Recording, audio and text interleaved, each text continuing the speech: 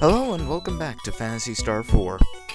I came back to this town because there are a couple of things I thought I'd like you to see. First off, that's important. And also, yeah, that kind of makes sense considering where they all live. Anyway, this video is going to be dedicated to clearing out a couple of side dungeons. This is a pretty awkward part of the game for vid making, because there's so much side stuff to cover, like the Mist Veil I did last video. So here's the Climate Center, and we're gonna figure out what's— oh dear. Yeah, his stats haven't really changed since we fought him in Ladea Tower. He might have slightly higher attack power, I don't know exactly. In any case, later on in this video I'm going to be switching to a different weapon because the fire shot won't actually be of that much help against a lot of the robots down here. The weapon I'll be switching to is a Pulse Vulcan. Remember we had the Pulse Laser earlier? The thing is, Ren has a couple of weapons that automatically attack all enemies.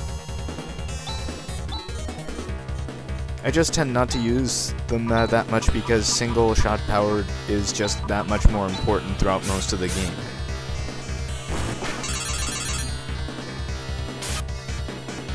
But anyway, our attacks are much stronger this time, so we shouldn't have much trouble dealing with them. And Ren tanks it like nobody's business. In retrospect, I probably should have used Saint Fire on it. Oh well. Not much that can be done about it now. I record this stuff in post.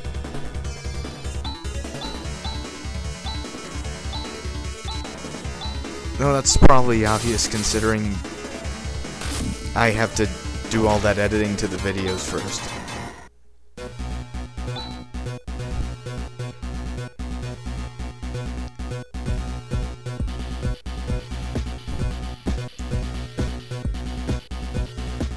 Oh, god damn it. So most of the video... oh. I did want to comment on this one enemy right now, because it's actually fairly dangerous. If you leave it alone, it can in fact use Burst Rocket on you, like Dark Force did in the previous video. But most of the enemies are just rather straight palette swaps or rehashes of other things we fought. Like Protect Bit versus Sensor Bit, Arthropod versus Arachnotron or whatever.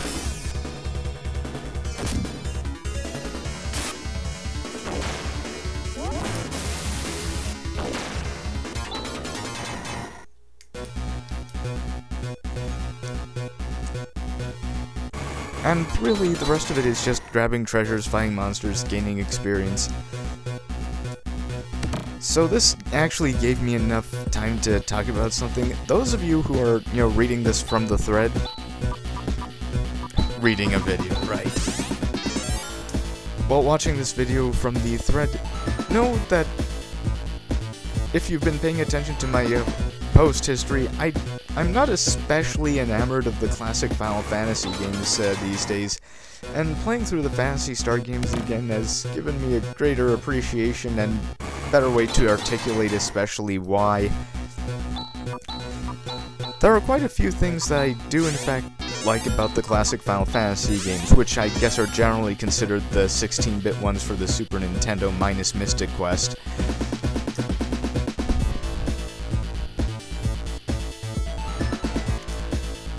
To start with, let's begin by talking about the most enduring memory of any scene in the classic Final Fantasy series for me. Basically, in the Dwarf Castle, you've defeated the Calcabrina dolls, and Golbez shows up, pushes your party to the brink of death, but then Rydea returns, saves everyone's bacon, and you pull everything together to whoop Golbez in a straight-up fight. And afterwards, you have a touching reunion with Rydea in the Crystal Room. And after thrashing Golbez, his gauntlet detaches, crawls slowly up the steps to the crystal, grabs it, and makes off with it anyway. You can't stop the rock, you can't fight City Hall, you fought the law and the law won. It's a very nice scene that's horribly interrupted by the need to screw over and make every effort the player had put forth in a couple of very difficult back-to-back boss battles entirely meaningless. And I consider this representative of much of the storytelling in the classic Phantasy Star series, because when JRPGs started to put together more elaborate stories, Squaresoft hit on the ideas of making villain-driven plots. Plots would go from point A to point B based on what the villain was trying to accomplish, and the heroes would inevitably find out about the villain fairly early and attempt to stop him from there, unlike, say, the more investigative aspects of much of the Phantasy Star series. There is a problem. If the heroes are trying to interfere with the villains and stop their plans, and the plot going forward is dependent on the villains' plans succeeding, the only way to resolve this was to make the heroes almost entirely ineffectual at confronting or finding ways around the villains' plans. In much of the classic Final Fantasy games, the only time the heroes' efforts actually become effectual at stopping the villains' plans was after the final dungeon had opened up, or something fairly close to that point. Much of the game is basically spent flailing about, unable to accomplish really much of anything to halt or hinder the villains' plans from going forward. And while it's notable in Final Fantasy IV, it's especially egregious in 5 and 6, where future events render any victories the heroes do manage to accomplish absolutely and entirely moot. There are a great number of scenes in the classic Final Fantasy games where the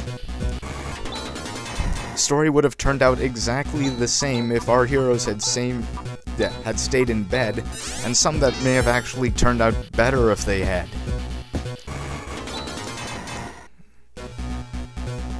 The thing is, the Phantasy Star series isn't guilty of this kind of railroading, even when the series was at its darkest in Phantasy Star 2, because our heroes in Phantasy Star 2 did often manage to generally succeed at the goals they set out to accomplish. It just happened to be at a huge cost because of the vast array of forces set against them throughout the game. And further games post-classic Final Fantasy, or even around the same time, have shown that can't win for losing is not the only way to make interesting or compelling stories in JRPGs. Suikoden 1 and 2 are probably some of my favorite games in JRPGs, and they have the feel of a real struggle between good and evil, not evil raffle-stomping good until the final act.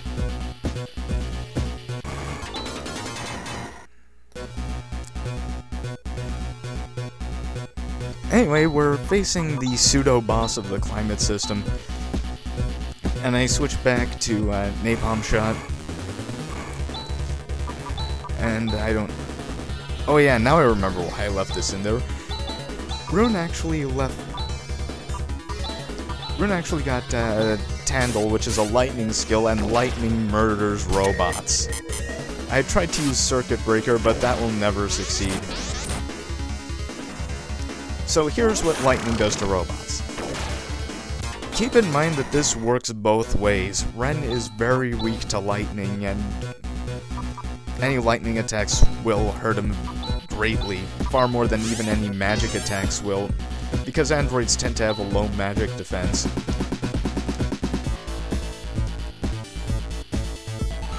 This guy won't get boss statistics because he will not last one round. In fact, he shows up as a regular enemy in the next story dungeon. Is it the next story dungeon? Well, pretty close to now is what I'm saying. Oh yeah, Rune's Ephes has the same damaging restrictions as Raja's Saint Fire. They both share the same damage type 13.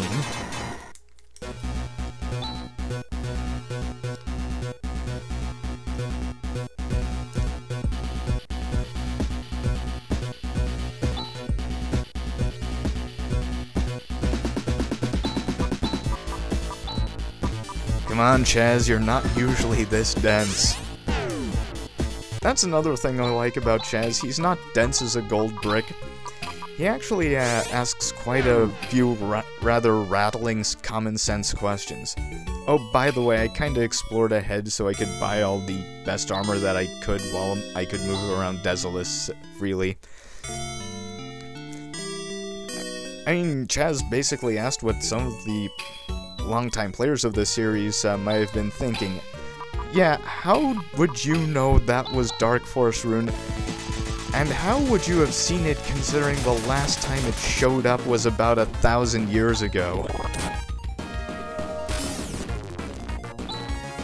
Well, Chaz didn't ask the second part, but you get the idea. I really like the fact that vehicle combat is a thing, even though it's not hugely different.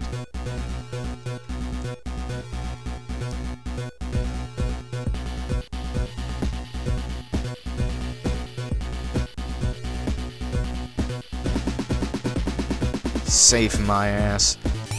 I had to fight so many robots in this video. I wrecked so many that Dr. Wily probably looked on from the side and shed a single solitary tear.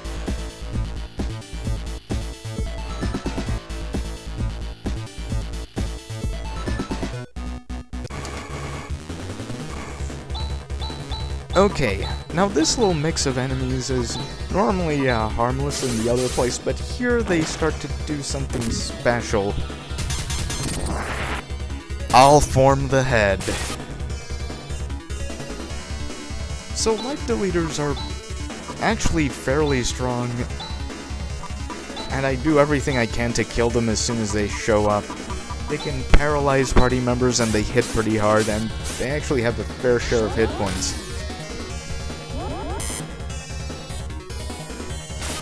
Oh yeah, while the individual components do not resist fire, the combined form does. They do give a fair chunk of experience, though. So it's up to you whether or not you want to let them combine and see what happens. Okay, Soul Vaults are like the Blauzens in Nervous, except I think they have less hit points. They just have more special tricks they can use, which I never allow them to use if I can help it. I think they're the ones who can actually double slash.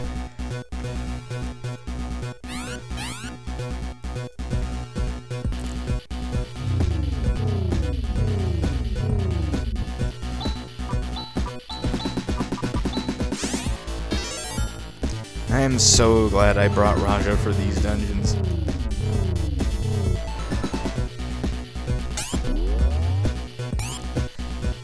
By the way, life deleters actually show up in a different installation as a regular enemy.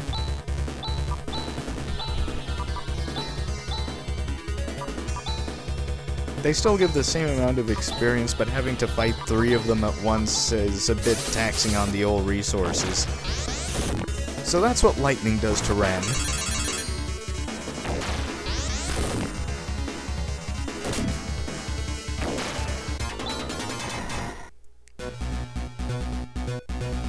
And this is where I realized that I'm actually going forward into the complex rather than actually stopping to explore and get all of the treasures, which I will need.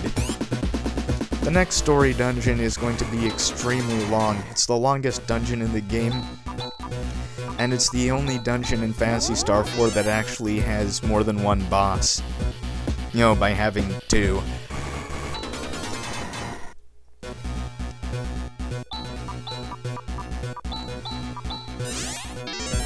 I will be doing the game's longest dungeon all in one go, which is something that I've never actually done before. I do hope I can make it turn out well.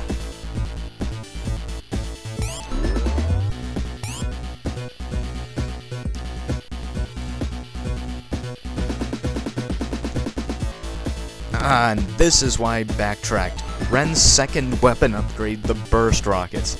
These can also do a combination attack called Shooting Star, and I've gotten that by accident before.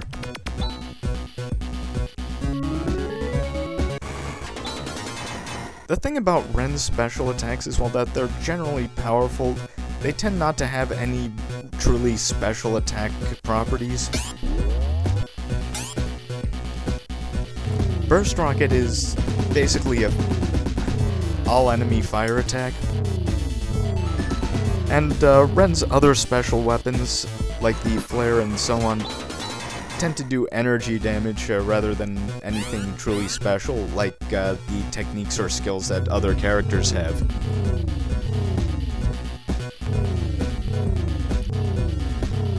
So while Ren is fairly strong overall, you can't really expect him to exploit any weaknesses, which is really his own weakness on the offense.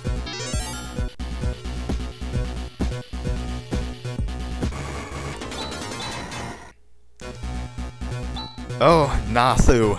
That's going to make the next boss fights just plain hilarious. Okay, I shouldn't go that far.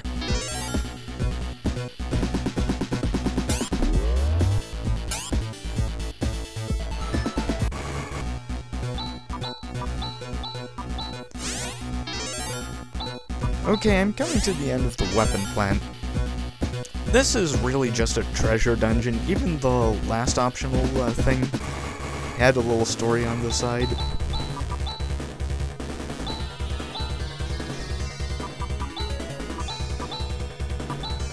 However, this one is just pure upgrade Ren stuff.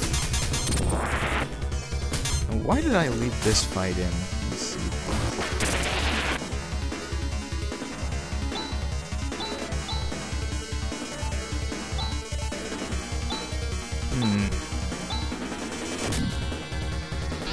Oh yeah, I wanted to show its regular attack.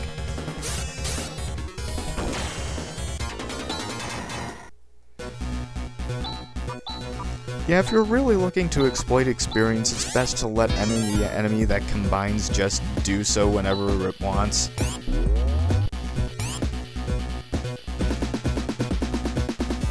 Because the whole always gives a fair bunch more experience than the sum of its parts. Like, I'm getting almost double for letting those things combine. Oh yes, Ren is not nearly as bashful as Demi when it comes to opening himself up for stuff. Okay, that terminal I believe is the one that gives you infinite repair kits, but I'm not going to exploit it this playthrough. Ren is generally tough enough that I don't have to constantly revive him or whatever. In any case, I tried setting up a macro here to, you know, try and do Circuit Breaker. However, pretty soon you'll see how bad my luck with combination attacks really is. I think Silent Wave is the outlier. It may be the only one that actually shows up in this Let's Play.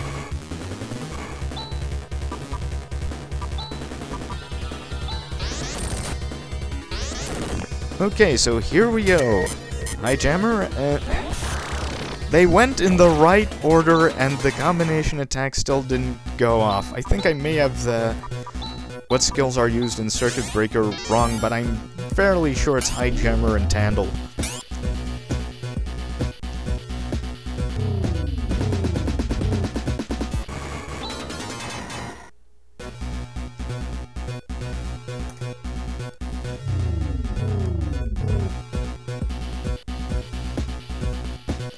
Yeah, this video is basically all dungeon. The next video is actually going to be all plot, and following that it'll be another all dungeon video again.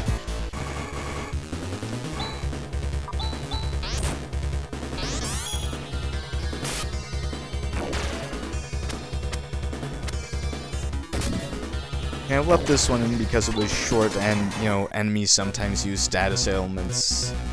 Well, not ailments, but debuffs on you, too.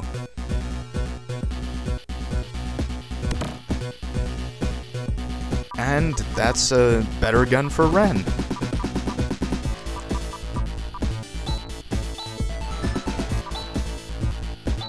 It's his best basic gun if you don't go for the last hunter mission later on. Well, in case, that's it for that terrible place, and I will be seeing you next time where I get things done.